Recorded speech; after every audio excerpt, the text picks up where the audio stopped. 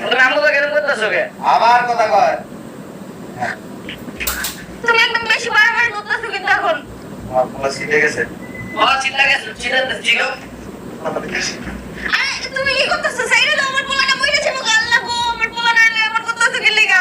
একটা কথা কবি আমি তোর বাড়াবি এই, তোমার কি মাথা খারাপ হয়ে গেছে? সিটে গেছে জিজ্ঞাসা করো বাবা, তুমি জিজ্ঞাসা করো, তুমি বিশ্বাস না হলে জিজ্ঞাসা করো না। ওরে আমি বিশ্বাস করে তোরে আমি বিশ্বাস করে আমি বিয়ে করছি তোরে আমি যা চাইছিস তা দিছি।